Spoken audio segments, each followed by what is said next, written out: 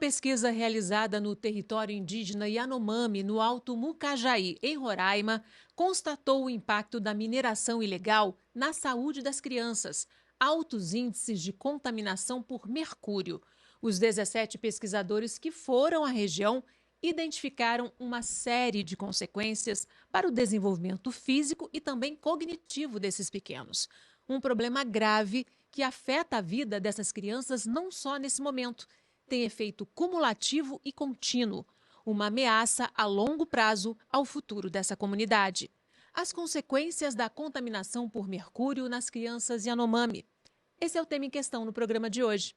Nossa convidada é a médica Adriana Jacques, ela que é professora da Faculdade de Medicina de Petrópolis e uma das pesquisadoras que participaram desse estudo no território Yanomami. Muito bem-vinda, obrigada pela participação. Muito obrigada, Fátima. Adriana, qual foi a situação que vocês encontraram lá? Bom, foi uma expedição que estava programada há algum tempo antes. Nós fomos em outubro de 2022 e, por conta da pandemia, essa expedição só saiu mesmo nesse ano, né, de 2022. E ela envolveu uma força-tarefa muito grande de planejamento. É um lugar que não tem estrutura para receber as pessoas. Então, primeiro nós tivemos que acessar um avião até a terra indígena, de lá um barco até essa região do Alto Mucajaí, e de lá algumas aldeias se dirigiam a esse lugar, né? Então, era um lugar que, por exemplo, não existiam sanitários. Nós ficamos acampados em redes, então foram construídos barracões onde nós utilizávamos rede. Era oferecida alimentação, mas as condições eram bem precárias, né? Então foi uma grande privilégio ter participado dessa expedição e ter conhecido uma realidade tão diferente da nossa, né? São os Brasis que estão aí com populações distintas, com populações originárias que ainda vivem em situações precárias e que, quando nós encontramos lá, de cara, quando o avião chegou na terra indígena, nós já chegamos em um posto, né? Primeiro que todas os aeroportos, né, as trilhas para o avião pousar são todas de terra, não tem iluminação, né? Então os voos só podem ser feitos durante o dia. Então, alguns indígenas estavam lá já para serem transportados para Boa Vista, que esse território fica no estado de Roraima. Então, ali de cara, nós já encontramos uma realidade de pessoas que precisam muito de assistência médica, muitos adoecidos com malária, com outras doenças infecciosas, crianças muito pequenas e muito magrinhas, com aquele abdômen globoso, volumoso, crianças muito pálidas. Então, quando chegamos lá no local mesmo, né, que é a aldeia Laçace, na região do Alto Mucajaí, nós encontramos a mesma realidade, fomos escoltados pela Força Nacional por conta de uma possível reação violenta Dos garimpeiros. dos garimpeiros, né, porque podiam se sentir ameaçados pelos pesquisadores. Então, nos acompanharam pessoas que fazem parte da Força Nacional e que ficaram durante o tempo. Também encontramos jovens indígenas que usavam metralhadoras de madeira para que quem passasse por cima, que lá tinha um tráfego muito grande de aviões pequenos, né, achassem que aquilo fosse uma arma. Então, seria uma forma de defesa deles, né? Então, tudo isso foi bem impactante, essa realidade. E a pesquisa aconteceu lá no próprio local, nessa aldeia Laçace, onde as outras pessoas vinham encaminhadas. Muitos vieram de longe, de alguns dias de barco, né? Outros moravam mais pertinho, vieram a pé, mas se alojavam no mesmo local. Então, as casas ofereciam a eles, que eu não posso falar assim, que são ocas, né? Eram habitações que não tinham ventilação, não eram arredondadas, elas eram quadradas, e as pessoas amarravam as suas redes nesse local e dava para observar que eles ficaram muito cheios para cederem esse espaço, que seria um rancho para os pesquisadores. Então, eles nos receberam dessa forma, que eu achei muito gentil. Eles abriram mão de um pouquinho de conforto que eles tinham para ceder para os pesquisadores, né? Adriana, e essa pesquisa, ela foi publicada? Sim, ela foi publicada agora, em março de 2024, numa revista internacional chamada Toxics, né, de tóxico, cuja sede é em Basel, na Suíça. E esses dados foram analisados, né, e se tornaram realmente objeto do doutorado de vocês, da tese, né? Isso, exatamente. Né, demora um pouco, né, até todas as amostras de cabelo serem analisadas, todos os resultados, aí junta tudo. Nossa, deu muito trabalho. A gente está vendo aí algumas fotos. Esse lugar que nós estávamos não tinha energia elétrica, não tinha internet. Nós ficamos literalmente isolados. Um tempinho só tinha um orelhão, que era via rádio, que quase nunca funcionava para uma emergência. Era tudo bem diferente. E isso tudo aconteceu antes mesmo de vir à tona a situação da saúde, o quadro de desnutrição, né? No Sim, território Yanomami. que eles chamaram de crise sanitária, né? Isso. Pois é, essa região, engraçado, quando nós estávamos lá, nós ouvíamos falar dessa região. E eles mesmos, porque lá tem um posto de saúde, né? E os profissionais, os técnicos de enfermagem, enfermeira de lá se referiam a esse local que eles chamavam de Surucucu, como um local mais violento, com maior conflito, com maiores índices de desnutrição. Eles falavam de lá, né? Então, esse local que nós ficamos não era tão ruim quanto o Surucucu, né? Que foi depois, entrou em evidência na mídia, né? Ainda assim, a situação era alarmante em termos de saúde, né? Sim, ainda assim a situação era alarmante. Então, basicamente, os pesquisadores estavam divididos em grupos, existiram grupos que avaliaram a clínica pediátrica, da qual eu fiz parte, com uma outra pediatra. Tinham pesquisadores que avaliavam a clínica dos adultos, e aí faziam teste rápido para malária, para anemia, pesavam e mediam todo mundo, e existiram pessoas que entrevistaram com perguntas sociais com relação à alimentação, com relação ao ganho financeiro deles, outras situações sanitárias também. E existe um outro grupo que colheu a amostra de DNA da saliva para avaliar o polimorfismo genético, porque como toda pesquisa era voltada para intoxicação pelo mercúrio, existe um tipo de polimorfismo que predispõe a isso. Nós conseguimos metabolizar alguns metais pesados, né? Entre eles o mercúrio. Então, tem pessoas que conseguem metabolizar melhor isso, metabolizar e excretar melhor, e outras que se intoxicam mais rápido. Então, a carga genética que cada um tem predispõe mais ou menos a isso. Então, esse grupo estava avaliando isso lá. Vocês realizaram uma série de exames, você até falou que vocês optaram pela análise do fio de cabelo, não é isso? Sim. Pelo fio de cabelo, vocês conseguiam saber exatamente o nível de contaminação. Sim, consegue.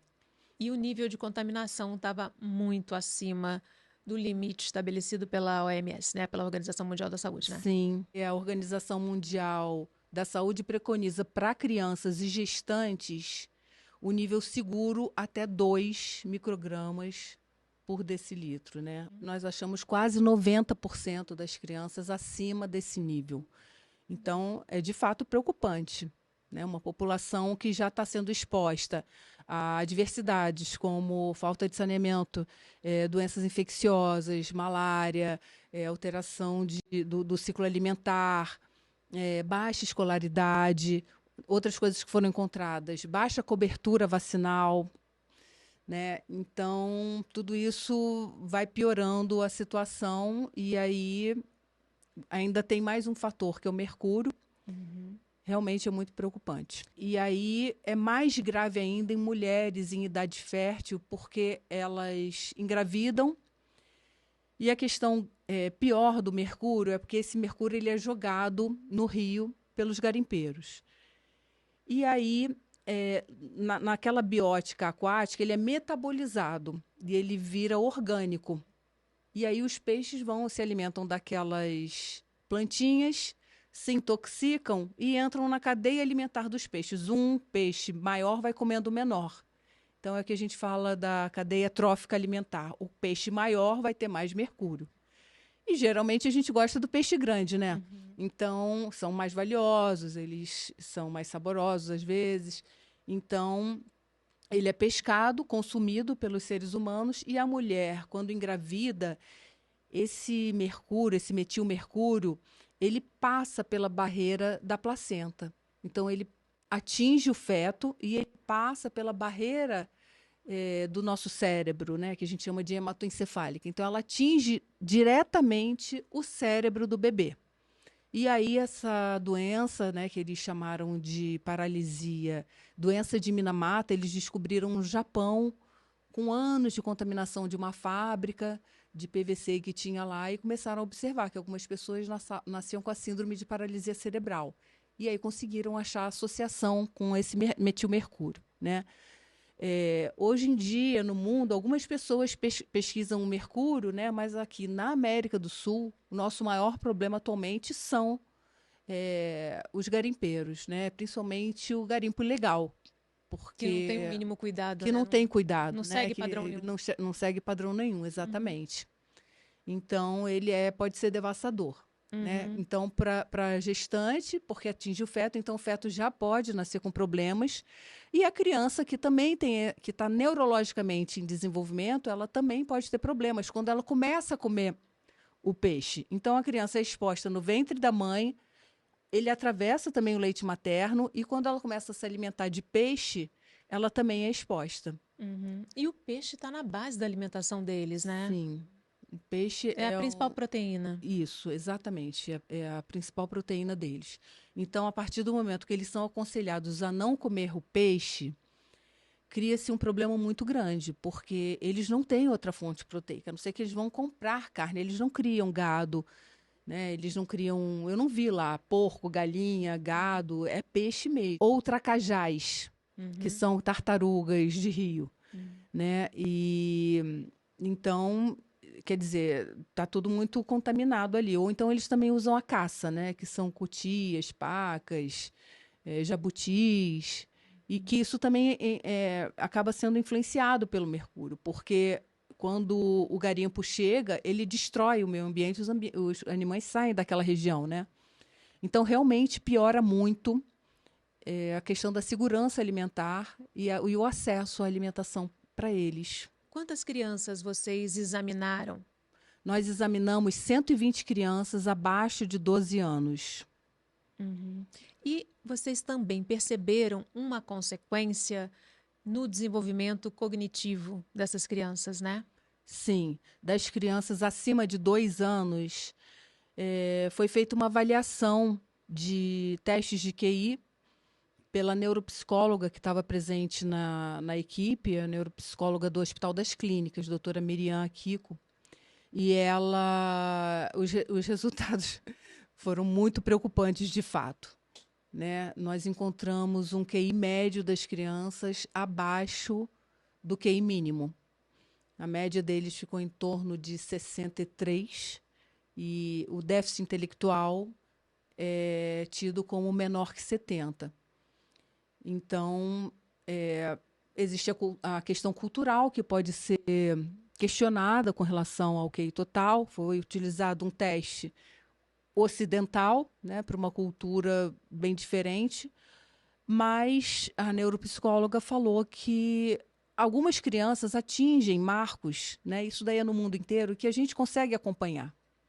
E dá para dizer quando a criança não consegue acompanhar aquele marco, né? É uma coisa assim muito gritante. Então, o que eles falam e o que o Dr. Paulo Basta, que é o orientador do doutorado, e o idealizador da pesquisa fala, é que realmente eles têm prejuízo na questão do QI total. Pela contaminação por mercúrio. E pela contaminação. Uma das coisas que nós descobrimos nesse artigo foi que o QI total ele tinha uma relação inversa com o consumo de peixe, com a idade das crianças, com o nível do mercúrio e com o consumo de castanhas, porque o consumo de castanhas ele tem selênio. A castanha tem selênio, que seria um neuroprotetor. Assim como o peixe também tem nutrientes que são neuroprotetores.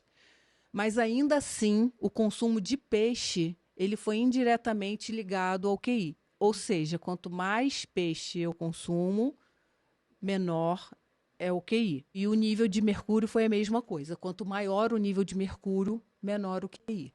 E a castanha não teve uma associação significativa com o QI, ou seja, é o que a gente chama de controlado pela castanha. Apesar do consumo da castanha, ela não teve uma alteração significativa. Tudo isso é muito preocupante porque se trata de uma pesquisa transversal, quer dizer, pegou-se um local, um determinado tempo, e onde foi feita aquela foto daquele local naquele tempo. Então, outras pesquisas podem ajudar, como outras já foram feitas também, encontraram níveis de mercúrio aumentado em populações ribeirinhas na Amazônia. Mas Não indígenas, indígenas, né? Populações não indígenas, não também indígenas, contaminadas. também contaminadas. Porque o peixe, ele vai nadar por É a ali. base da região inteira, né? Isso, exatamente. Então, é preocupante por isso, porque toda a população está sendo contaminada, não é só indígena. A indígena, ela tem mais fatores de risco, tudo isso é multifatorial e a indígena sofre um pouco mais, é mais vulnerável, vamos dizer assim. Adriana, você pode explicar o que isso significa? Então, o que o mercúrio faz no sistema nervoso central? Ele provoca a liberação de radicais livres, ele provoca uma inflamação e danos neurológicos, funcionais e estruturais. Então, algumas coisas podem ser recuperadas, outras não. Então, é Ah, bem preocupante mesmo. E a gente sabe que a infância é um grande palco de aprendizado, de oportunidades. É nessa hora que nós adquirimos muitas habilidades, muitas capacidades, é nesse momento, né? Então, se não for agora, naquele momento, só vai piorar depois, né? Quando eu li a pesquisa que vocês fizeram, uma informação que me chamou a atenção foi a taxa de mortes evitáveis, né? Quase 14% acima das populações não indígenas, né? A taxa de mortes evitáveis em crianças. Isso é o reflexo desse quadro todo de desnutrição, de infecções, de contaminação por mercúrio, né? A situação da saúde leva a esse índice de mortes maior, né? Sim. Por exemplo, uma criança vacinada, né, para Covid, ou para influenza, ou para o pneumococos, ela vai ter uma chance menor de se hospitalizar e de morrer por uma infecção respiratória causada por um desses patógenos. Então, existem várias formas da gente evitar complicações, né? E uma delas é a vacina. E a outra é o tratamento precoce, acesso a medicações, enfim, né? Ter uma boa assistência médica, uma boa rede sanitária, acesso à informação, com respeito à cultura deles, educação com respeito à cultura. E isso nós não encontramos lá de uma forma assim organizada, não. O acesso é bem precário O acesso é ao muito serviço. precário. O acesso é muito precário. A assistência ainda é precária, porque a assistência indígena no Brasil, ela é um subsistema de saúde. Então, ela tem uma forma própria, ela é um pouquinho diferente da nossa assistência. Então, por exemplo, como eu falei, quando a gente chegou de avião, já tinham alguns indígenas aguardando o avião para irem para Boa Vista. Então, tudo é muito mais difícil. Às vezes, um dia de espera pode ser fatal, né? Ele pode mudar todo o prognóstico daquilo. E ali eles vão para uma casa que eles chamam de CASAI, Casa de Assistência ao Indígena, onde eles ficam ali, porque sair do território para eles também tem um impacto muito ruim, largar a família e aí ir para um hospital, né, ter uma alimentação toda diferente, uma alimentação às vezes com maior nível de gordura, de carboidrato. Imagina, muda tudo. E isso também tem impacto que é diferente, né? Então, se o território fosse fortalecido com as ações de saúde, seriam bem mais interessantes. Como é possível garantir que estudos como os que vocês fizeram e outros que estão sendo realizados possam se tornar políticas públicas eficazes? Essa pergunta é difícil, né? Essa pergunta é muito difícil. Eu acho que através da participação popular, da participação do próprio indígena na formulação, que isso acontece, mas de uma forma mais eficaz. E de novos estudos também, né, Novos Adriana? estudos, Quanto mais essa realidade for divulgada, isso. melhor para conseguir mudar esse quadro, E né? acho que assegurar o território para eles é muito importante, é muito mais do que a gente imagina, é outra dimensão, a Uhum, conexão deles com a terra, com o rio, com o céu, com as árvores, com a caça, com o peixe, com o que for, uhum. né? É totalmente diferente da nossa concepção. Então, tem que chegar de uma forma que respeite, que faça sentido para eles e que seja eficaz. E Uhum. acho que as pesquisas ajudam, sim. Adriana, para finalizar, qual a mensagem que você gostaria de deixar sobre essa tua experiência com a comunidade Yanomami e a importância de proteger esse território e essa comunidade? Bom, eu acho que, em primeiro lugar, muito respeito por toda a população brasileira, pelos políticos, pelos governantes, pelos pesquisadores, pelos estudantes, pelos médicos e profissionais de saúde que estão lá servindo essa comunidade. Eu acho que isso daí seria o meu maior desejo nesse momento. E que o território fosse muito protegido, fosse sagrado mesmo. Que as políticas realmente pensassem neles como seres que podem nos ensinar ainda muita coisa. Guardam muita sabedoria, Sim, né? E muita sabedoria sobre a nossa terra, na verdade, né? Porque sim, o que a gente chama de nossa terra, primeiro foi terra deles, né? exatamente, exatamente. Então, inverter essa situação, né? Eu acho que é isso que eu gostaria que acontecesse. Ok, infelizmente nosso tempo terminou. Agradeço muitíssimo a sua participação. Muito obrigada, eu que agradeço. E a gente tem um encontro marcado no próximo Questão. Espero você. Até lá.